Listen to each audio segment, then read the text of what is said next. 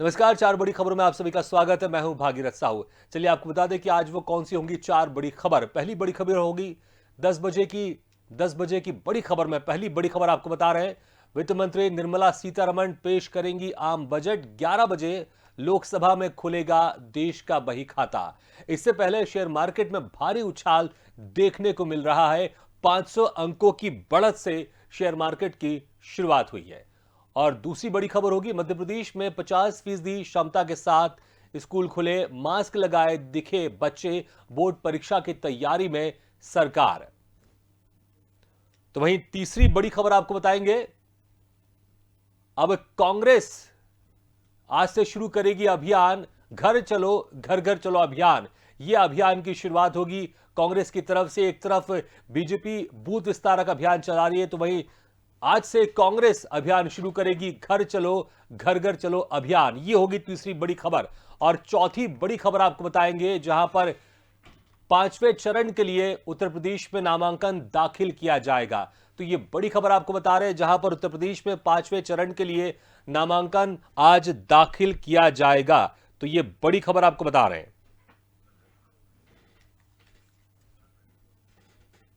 तो चलिए और शुरू करते हैं चार बड़ी खबरों में विस्तार से बड़ी खबरों का सिलसिला।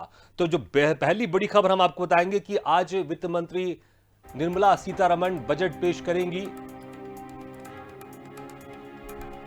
आज देश का आम बजट पेश करने वाली है वित्त मंत्री सीतारमण। यह बजट 11 बजे पेश होगा। इस बजट में मध्यम वर्ग को टैक्स में कितनी राहत मिलेगी और किसानों के लिए क्या सौगात रहेगी, इस पर सभी लोगों की नजरें बनी हुई है। इसके अलावा महिलाओं और युवाओं के लिए भी बजट में क्या प्रावधान होंगे, ये भी अहम होगा। साथ ही कोरोना की तीसरी लहर के बीच आ रहे इस बजट से इकोनॉमी को भी बूस्टर डोज दिए जाने की उम्मीद की जा रही है। इससे पहले शेयर मार्केट में भारी उछाल देखने को मिल रहा है।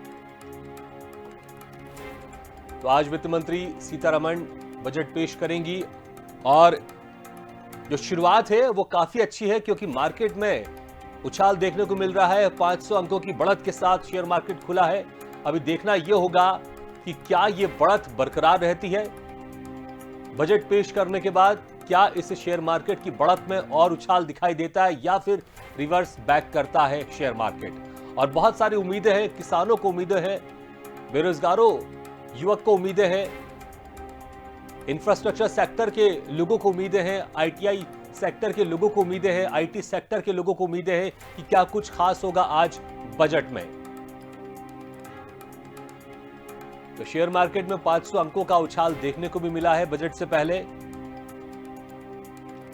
और 11 बजे निर्मला सीतारमण बजट पेश करेंगी और देखना होगा क्या कुछ होगा सरकार के पिटारे में। आज आम जनता को किस तरह से सहूलियतें मिलेंगी और कोरोना के कारण जो ग्रोथ भारत की रुकी हुई है वो किस तरह से उसमें तेजी लाई जाएगी। सरकार उसके लिए क्या कुछ योजनाएं लेकर आएंगी, क्या कुछ प्रावधान होंगे, क्योंकि तीसरी लहर जिस तरह से धीमी पड़ती जा रही है, ऐसा अनुमान जा रहा है कि अब कोरोना का जो प्रकोप है वो पूरी तरह से खत्म होने के स्तर पर पहुंच चुका है और धीरे धीरे जो इसका प्रभाव अभी बचा हुआ है वो भी खत्म हो जाएगा।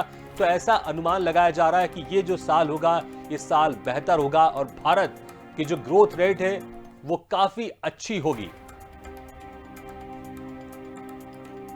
और कल इकोनॉमी सर्वे जो रिपोर्ट पेश किया है वित्त मंत्री निर्मला सीतारमण ने, उसमें भी बताया गया है कि जो चालू वित्तीय वर्ष होगा उसमें 8 से 8.5% तक भारत की ग्रोथ रहेगी। और दूसरी बड़ी खबर आपको बता रहे हैं, मध्य प्रदेश में आज से फिर स्कूल खुल रहे हैं। कक्षा 1 से 12वीं तक सभी कक्षाएं 50% उपस्थिति के साथ अनलॉक हो रही हैं। इस दौरान स्कूली बच्चों में काफी उत्साह देखने को मिल रहा है। बता दें कि बीती 15 जनवरी को कोरोना की तीसरी लहर के मद्देनजर बढ़ते कोरोना संक्रमण के बीच सरकार ने स्कूल बंद करने का ऐलान किया था। वहीं कोरोना संक्रमण कम होने से देश के कई राज्यों में पाबंदियों में ढील दी गई है। साथ ही स्कूल खोल दिए गए हैं।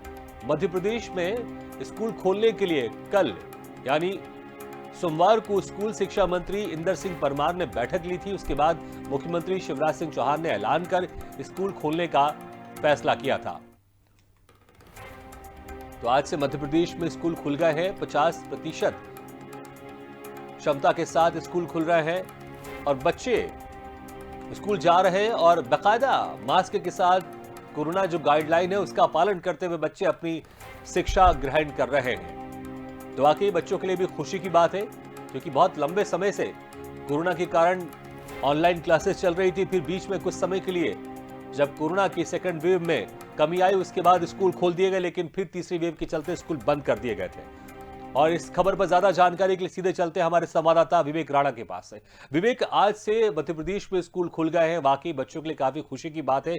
तो किस तरह का नजारा देखने को मिल रहा है, किस तरह से बच्चे जब आज स्कूल जा रहे हैं तो क्या कुछ माहौल है स्कूलों का? बिल्कुल भागीरथ, बात की जाए मध्य प्रदेश की तो लंबे समय से जिस प्रकार से मध्य प्रदेश में कोरोना संक्रमण के मामले देखने को मिल रहे हैं, जिसके बाद कुछ दिन पहले की बात की जाए तो प्रदेश सरकार ने आदेश जारी किया था कि मध्य प्रदेश में जो स्कूल हैं वो 31 फरवरी तक बंद रहेंगे।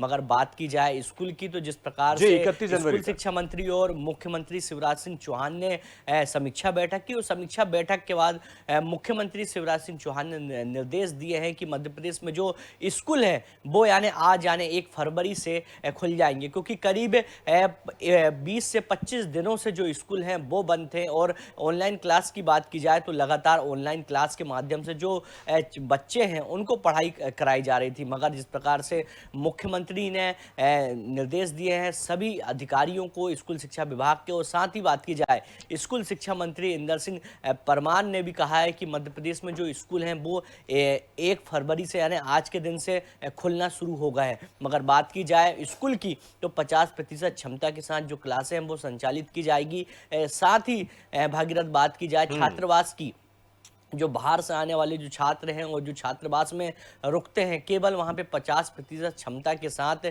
छात्र छात्राओं को रखा जाएगा और उनकी जो पढ़ाई है वो संचालित की जाएगी। मगर देखने वाली बात यह है कि स्कूल में साफ निर्देश दिए गए हैं कि कोरोना गाइडलाइन का पालन करें। और बात की जाए स्कूल में जिस प्रकार से सेकेंड डोज को लेकर जो महावैक्सीनेशन अभियान चलाया जा रहा है बच्चों का, उसके लिए भी बहुत महत्वपूर्ण रहा ये फैसला रहा मुख्यमंत्री का। क्योंकि बात की जाए वैक्सीनेशन की तो पहले डोज का जो बच्चों का जो वैक्सीनेशन था बहुत ही अच्छा चला। और मध्य प्रदेश की बात की जाए तो मध्य प्रदेश का जो लक्ष्य था वह लक्ष्य पूरा भी किया है। मगर बात की जाए सेकेंड डोज की तो सेकेंड डोज को लेकर एक बार फिर कल से यानी 31 जनवरी से जो अभियान है वो प्रदेश सरकार ने शुरू किया है कि पूरे मध्य प्रदेश में जो छोटे बच्चे हैं उनको वैक्सीन लगाने का। तो स्कूलों की बात की जाए तो स्कूल में अलग से वैक्सीनेशन सेंटर बनाए गए हैं जहां बच्चों को वैक्सीन लगाई जा रही है।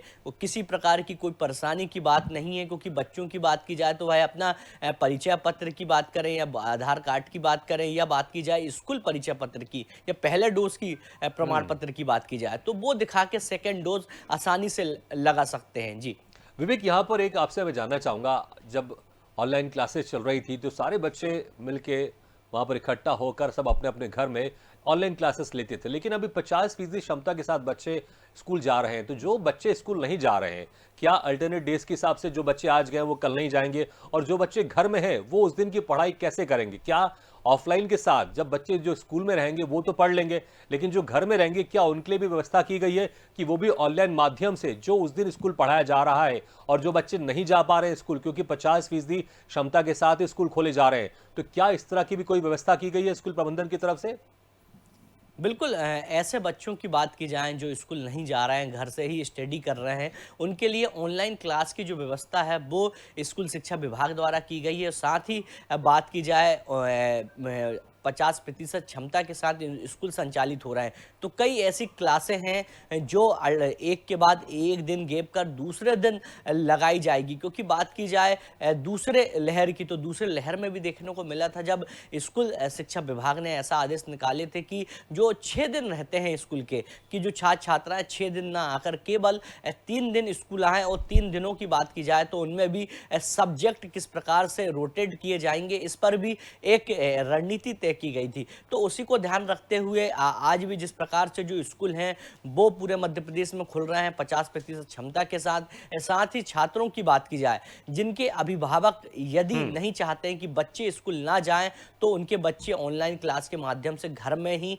पढ़ेंगे, क्योंकि स्कूल शिक्षा विभाग ने साफ कर दिया है कि बिना अभिभावक की अनुमति के जो छात्र छात्राएं यानी बच्चे हैं स्कूल नहीं आएंगे। क्योंकि बात की जाए मध्य प्रदेश की, तो मध्य प्रदेश में जिस प्रकार से कोरोना संक्रमण के मामले बढ़ रहे हैं और साथ ही कई ऐसे छात्र छात्रा हैं जो कोरोना संक्रमित हो गए हैं, मगर बात की जाए पॉजिटिव दर की, तो जिस प्रकार से पॉजिटिव दर में गिरावट देखने को मिल रही है और रिकवरी दर की बात की जाए तो रिकवरी दर भी मध्य प्रदेश की अब बहुत अच्छी है। क्योंकि बात की जाए सेकेंड डोज और पहले डोज की बात की जाए तो मध्य प्रदेश में अधिकांश लोगों को जो पहला और सेकंड डोज लग चुका है, जिसके कारण जो रिकवरी रेट है मध्य प्रदेश में बहुत अच्छा आ रहा है। और बात की जाए बच्चों की, तो बच्चों को भी जो पहला डोज है वो मध्य प्रदेश में करीब 35 लाख बच्चों को लग चुका है और दूसरे डोज के लिए प्रदेश सरकार ने जो अभियान है वो शुरू कर दिया है। अब देखने वाली बात यह है कि प्रदेश सरकार चाहती है कि पूरे मध्य प्रदेश में जो बच्चे हैं उनको सेकेंड डोज जल्द से जल्द लगे और तीसरी लहर की जो संभावना की बात की जा रही है उससे लड़ने में कहीं ना कहीं जो बच्चे हैं और जो बुजुर्ग हैं और जो बीच के जो लोग हैं, बात की जाए 18 से प्लस वाले लोग, तो सभी को वैक्सीन लगे तो सभी तीसरी लहर से लड़ने के लिए सक्षम बने। जी विवेक, बहुत बहुत शुक्रिया इस तमाम जानकारी के लिए, लेकिन आप हमारे साथ बने रहिएगा। अगली बड़ी खबर में भी हम आपसे चर्चा करेंगे। तो आज से मध्य प्रदेश में स्कूल खुल गए हैं, लेकिन 50% क्षमता के साथ स्कूल खोले गए हैं। बच्चों में उत्साह है, लेकिन वो बहुत समझदार हैं, कोरोना गाइडलाइन का पूरी तरह से पालन कर रहे हैं। बच्चे मास्क में दिख रहे हैं, सैनिटाइजर का उपयोग कर रहे हैं और सोशल डिस्टेंसिंग का पालन भी कर रहे हैं। चलिए आगे बढ़ते हैं और तीसरी बड़ी खबर आपको बताते हैं विस्तार से। भाजपा के बूथ विस्तार योजना को टक्कर देने के लिए कांग्रेस भी मैदान में उतर रही है। आज से कांग्रेस घर घर चलो अभियान की शुरुआत करने जा रही है। कांग्रेस लोगों को प्रदेश में जनता के बीच में जाने वाली है और जनता के हित के लिए किए गए निर्णय और भाजपा की नाकामी को उजागर करने का काम करेगी। प्रदेश कांग्रेस अध्यक्ष और पूर्व मुख्यमंत्री कमलनाथ अभियान की शुरुआत करने जा रहे हैं। कांग्रेस पार्टी की विचारधारा, नीतियां और कमलनाथ सरकार के दौरान किए गए कार्यों को मध्य प्रदेश के प्रत्येक घर तक पहुंचाएंगे। घर चलो अभियान शुरू कर रही है। पूर्व मुख्यमंत्री कमलनाथ आज देवास से इस कार्यक्रम का शुभारंभ करेंगे। कांग्रेस का सदस्यता अभियान भी इसी अभियान के साथ चलेगा। जनता को कांग्रेस के कार्यों से अवगत कराने के लिए पैम्पलेट बांटे जाएंगे और बीजेपी सरकार की नाकामियों को जनता को बताया जाएगा। यह अभियान 28 फरवरी तक चलेगा। तो लगातार बने हुए हमारे साथ है संवाददाता विवेक राणा। विवेक, जिस तरह से बूथ विस्तार जो योजना है बीजेपी की वो तो चल रही है और उसमें बड़े बड़े नेताओं से लेकर मंत्री तक मैदान में उतरे हुए हैं। अब इसी को काउंटर करने के लिए कांग्रेस ने भी अभियान शुरू करने जा रही है। आज से घर चलो अभियान, और देवास से इस अभियान की शुरुआत करेंगे पूर्व मुख्यमंत्री कमलनाथ। बिल्कुल, बात की जाए भागीरथ मध्य प्रदेश की, तो मध्य प्रदेश में दोनों ही राजनीति पार्टी अपनी जमीनी हकीकत तलाशने की कोशिश कर रही, जहां बीजेपी पार्टी द्वारा बूथ विस्तार अभियान चलाया जा रहा है। और बात की जाए बूथ विस्तार अभियान की, तो बूथ विस्तार अभियान में बीजेपी के तमाम बड़े नेता, केंद्रीय मंत्री की बात की जाए, मंत्रियों की बात की जाए, मुख्यमंत्री की बात की जाए, तो तमाम जो बड़े नेता हैं वो सभी बूथ विस्तार अभियान पे लगे हुए हैं। डोर टू डोर अभियान चल रहा है। बूथों को मजबूत करने को लेकर घमासान मचा हुआ है। मगर बात की जाए कांग्रेस पार्टी की, तो कांग्रेस पार्टी द्वारा आज से घर चलो अभियान का शुरुआत किया जाना है। और बात की जाए पूर्व मुख्यमंत्री कमलनाथ की और कांग्रेस के प्रदेश अध्यक्ष कमलनाथ आज देवास में घर चलो अभियान का शुभारंभ करेंगे। साथ ही पूरे मध्य प्रदेश की बात की जाए तो पूरे मध्य प्रदेश में कांग्रेस पार्टी के जो विधायक हैं, पूर्व विधायक हैं, जिला अध्यक्ष हैं, सभी अपने क्षेत्र में ये जो अभियान है घर चलो अभियान का शुभारंभ करेंगे। साथ ही देखने वाली बात यह है कि जिस प्रकार से घर चलो अभियान चलाया आज से जाएगा, तो उसमें जो तमाम जो कांग्रेस के जो कार्यकर्ता हैं वो आम लोगों के बीच में पहुंचेंगे, हर घर में जाएंगे, कांग्रेस की विचारधारा बताएंगे, साथ ही प्रदेश सरकार की जो नाकामी है वो भी बताएंगे। और बात की जाए कांग्रेस के जो तमाम मुद्दे हैं मध्य प्रदेश में, क्योंकि बढ़ती महंगाई की बात की जाए, बेरोजगारी की बात की जाए, महिला अपराध की बात की जाए, तो तमाम मुद्दों को लेकर जो कार्यकर्ता हैं, जो विधायक हैं, जो कांग्रेस के जो पदाधिकारी हैं, वो सभी जो आम जनता है उनके घर में जाएंगे और घर के बाहर एक स्लोगन भी लिखेंगे, पॉम्पलेट और पोस्टर भी चिपकाते नजर आएंगे प्रदेश सरकार के खिलाफ। तो अब देखने वाली बात है कि दोनों ही पार्टी बूथ को मजबूत करने के लिए लगातार अभियान चलाना शुरू कर दी है, क्योंकि बात की जाए 64,000 बूथों की, तो मध्य प्रदेश में 64,000 बूथ है, जहां एक और बीजेपी पार्टी बिल्कुल घमासान अभियान चला रही है, बिल्कुल ताबड़तोड़ अभियान चला रही है। और बात की जाए बूथ विस्तार अभियान की बीजेपी की, तो 5 दिन और बढ़ा दिया गया है, यानी 5 फरवरी तक उनका जो अभियान है वो चलेगा। वहीं कांग्रेस की अभियान की बात की जाए तो कांग्रेस घर चलो घर घर चलो जो अभियान है 28 फरवरी तक चलेगा, जिसमें तमाम जो कांग्रेस के जो पदाधिकारी हैं, जो विधायक हैं, जो जिला अध्यक्ष हैं, जो पूर्व विधायक हैं, सभी अपने अपने क्षेत्र में चलाएंगे। अब देखने वाली बात है कि दोनों ही पार्टी 2023 की तैयारी में जुट गई है और डोर टू डोर अभियान शुरू करके जो बूथ है उसको मजबूत करने में दोनों ही पार्टी लग चुकी है। अब देखने वाली बात होगी कि 2023 के विधानसभा चुनाव में जो प्रदेश की जनता है वो किस पार्टी को सपोर्ट करती है और एक बार फिर सत्ता में वापसी कराती है। जी बिल्कुल विवेक, दोनों पार्टियां बीजेपी और कांग्रेस से लोगों तक पहुंचना चाहती है, लोगों को अपने समर्थन में लाना चाहती हैं, लोगों को अपने साथ लाना चाहती है। यही कारण है कि बीजेपी एक तरफ बूथ विस्तार अभियान चला रही है, दूसरी तरफ कांग्रेस आज से घर चलो घर घर चलो अभियान शुरू करने जा रही है। अच्छा, कांग्रेस इस अभियान के साथ, जो कांग्रेस का अभियान है घर चलो घर घर चलो अभियान, इस अभियान के साथ वो सदस्यता अभियान भी चलाने जा रही है। कांग्रेस में जोड़ना चाहती है लोगों को, नए लोगों को जोड़ना चाहती है, सदस्य बनाना चाहती है। क्या लक्ष्य है इसको लेकर, कितना लक्ष्य रखा है कांग्रेस ने इस बार? बिल्कुल भागीरथ, बात की जाए कांग्रेस पार्टी की तो कांग्रेस पार्टी के जो प्रदेश अध्यक्ष है मध्य प्रदेश के कमलनाथ, उन्होंने सख्त पदाधिकारी को निर्देश दिए हैं और साफ तौर पे देखने वाली बात है कि एनयूसीआई की बात की जाए, युवा कांग्रेस की बात की जाए, महिला कांग्रेस की बात की जाए और सेवा दल की बात की जाए, तो तमाम जो कांग्रेस की जो विंग्स हैं उनके पदाधिकारियों को निर्देश दिए हैं कि सबसे ज्यादा मध्य प्रदेश में सदस्यता अभियान चलाया जाए और लोगों को कांग्रेस से जोड़ा जाए। क्योंकि कांग्रेस की बात की जाए तो कांग्रेस पार्टी ने टारगेट रखा कि मध्य प्रदेश में मार्च के महीने तक करीब 50 लाख लोगों को कांग्रेस की सदस्यता दिलानी है, जिसके लिए ताबड़तोड़ बैठक भी देखने को मिली है। और बात की जाए अभियान की तो ग्रामीण स्तर में जो अभियान है बड़ी तेजी से चल रहा है, जिसमें जो विधायक है कांग्रेस के, पूर्व विधायक है, जिला अध्यक्ष है, सभी इस अभियान में काम कर रहे हैं। और साथ ही बात की जाए युवा कांग्रेस की तो युवा कांग्रेस द्वारा बूथ अभियान भी शुरू किया गया है और बूथ अभियान का केवल मात्र लक्ष्य है सदस्यता अभियान के तौर पर बिल्कुल विवेक, सदस्यता अभियान के तहत और 50 लाख का लक्ष्य रखा गया है। अब देखना होगा कि कांग्रेस इस लक्ष्य तक पहुंच पाती है कि नहीं। विवेक, बहुत बहुत शुक्रिया इस तमाम जानकारी के लिए।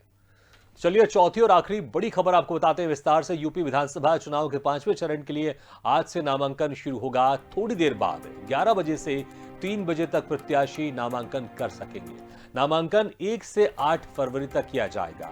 कोरोना को देखते हुए इस बार नामांकन की सुविधा ऑनलाइन भी की गई है।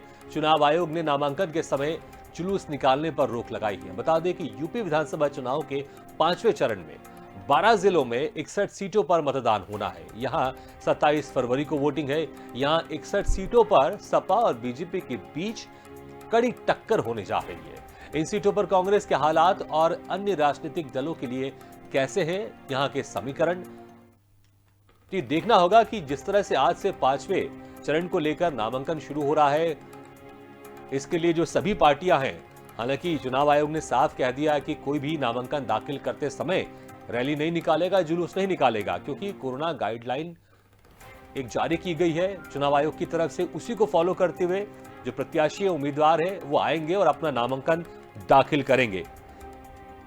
तो उत्तर प्रदेश चुनाव के 5वें चरण के लिए आज से नामांकन शुरू होगा। 11 बजे से 3 बजे तक प्रत्याशी अपना नामांकन दाखिल कर सकते हैं।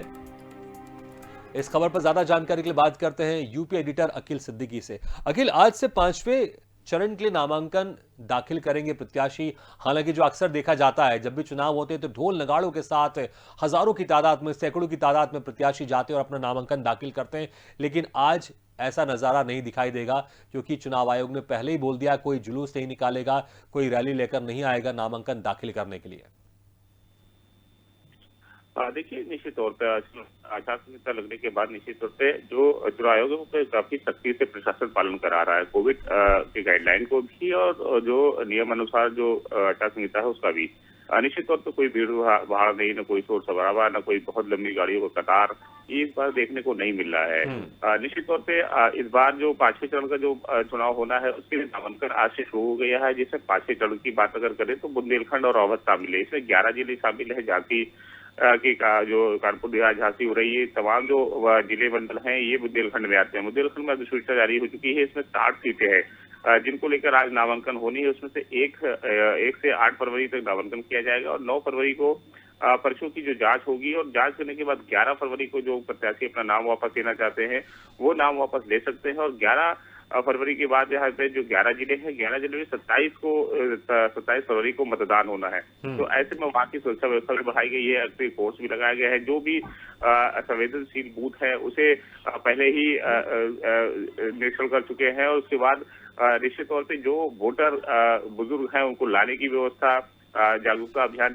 चीजें चुनाव आयोग ने पहले ही कर दिया था। प्रशासन इस मामलों में संवेदनशील जो बूथें हैं उसे पहले ही उसमें अतिरिक्त फोर्स लगा दी गई है, पेशी लगाई गई है और जो पुलिस बल है वो लगाए गए हैं। इसके अलावा प्रत्याशियों को भी जो डोर टू डोर जाना है उनको ही केवल कन्विंस करना है, ज्यादा भीड़ लेकर नहीं जा सकते हैं। पर्चा भरने के बाद 5 लोग ही रहेंगे प्रस्तावक के साथ साथ। इसके अलावा तमाम जो वर्चुअल रैली होनी है वही केवल रैलियां होनी। तो भीड़ भाड़ इलाका नहीं से इस बार ये भी है कि जिस इलाकों में भी देखिए चुनाव हो रहा है उसमें ज्यादा शोर शराबा नहीं है, बहुत ज्यादा दिख नहीं रहा कि चुनाव है। तो ऐसे में कहीं ना कहीं कुछ और भी जो कन्वेंस करने के लोग भीड़ जाते थे तो लोग बहुत ज्यादा डिस्टर्ब होते थे, वो इस समय डिस्टर्ब होने की देखने को भी नहीं मिल रहा है। हालांकि चुनाव आयोग पूरी तरीके से सख्ती से पालन भी करा रहा है और प्रशासन इसमें पूरा सहयोग कर रहा है। बिल्कुल, चुनाव आयोग सख्ती से पालन करवा रहा है, प्रशासन सहयोग भी कर रहा है। अखिल, यहाँ पर 61 सीटों पर मतदान होना है 5वें चरण में। 27 फरवरी को यहाँ पर वोटिंग होगी। पिछले बार की जो स्थिति की बात करें तो यहाँ पर कौन मजबूत था और अभी वहां पर कैसा माहौल दिखाई दे रहा है? देखिए, इस बार अवध और बुंदेलखंड की 11 जिले शामिल है जिसमें 60 सीटें आती है। 60 सीटों की अगर हम इतिहास की बात करें तो इस बार 2017 में बीजेपी के पाले में सबसे ज्यादा सीटें रही हैं। हालांकि कुछ सीटों पर समाजवादी पार्टी का भी कब्जा रहा है। 2012 में पूरी तरीके से समाजवादी पार्टी ने कब्जा किया था, कुछ पे बसपा ने किया था। हालांकि अब इस बार उन सभी सीटों को वापस पाने की कोशिश भारतीय जनता पार्टी कर रही है, जिसमें अगर देखा जाए तो स्टार प्रचारक के रूप में देश के प्रधानमंत्री, गृह मंत्री अमित शाह, ये तमाम लोग वहाँ के अमित शाह प्रभारी भी बनाए गए हैं, तमाम लोग उस लिस्ट में शामिल हैं। तो ऐसे में अब उन 60 सीटों पे जो आज नामांकन होना है उसे पुनः बीजेपी पाने की कोशिश करेगी। हालांकि देखिए, बुंदेलखंड और अवध की बात करें, बुंदेलखंड वो है जिसमें कॉरिडोर को लेकर केंद्र ने बड़ा काम वहाँ पे किया है, तो उसका लाभ मिलना होना तय है। ऐसे में बीजेपी चाहती कि बुंदेलखंड में जिस तरह हमने कॉरिडोर को लेकर, लोगों को रोजगार बढ़ाने को लेकर हमने वहां पर काम किया है, बुंदेलखंड बहुत ही पिछड़ा इलाका है जहां पर पानी को लेकर हमेशा मार रही है, चाहे वो राज्य सरकार रही हो, चाहे वो केंद्र सरकार रही हो, अतिरिक्त फंड वहां पर देती नजर आती रह रही है। हालांकि इस बार बुंदेलखंड को लेकर फोकस सबका इसलिए भी रहेगा कि पश्चिमी यूपी के बाद बुंदेलखंड आता है और बुंदेलखंड वो चीजें है जहां पर कहीं ना कहीं लोगों की अपेक्षा सबसे ज्यादा राज्य सरकार और केंद्र सरकार से रही है। तो ऐसे में बुंदेलखंड को कॉरिडोर मिलने के बाद वहां पे रोजगार बढ़ाना, ये बीजेपी ने किया और बीजेपी ये चाहती कि वो उन तमाम सीटों को वापस किया जाए। बिल्कुल अखिल, तो बीजेपी की यही कोशिश होगी कि जितनी सीटें यहां से जीती थी पिछले बार 2017 में, इस बार वो सारी की सारी सीटें वापस बीजेपी जीते और ज्यादा सीटें जीतने की उनकी कोशिश होगी। देखना यह होगा कि आखिर जो 5वें चरण में 61 सीटों पर मतदान होना है 27 फरवरी को, इसकी वोटिंग होगी, यहां से बीजेपी कितनी सीटें निकाल पाती है और इसके लिए आज से नामांकन शुरू होने जा रहा है। अखिल, बहुत बहुत शुक्रिया इस तमाम जानकारी के लिए। इसी के साथ 4 बड़ी खबरों में फिलहाल इतना ही, लेकिन खबरों का सिलसिला लगातार जारी। आप देखते रहिए स्वदेश न्यूज, सबसे पहले देश।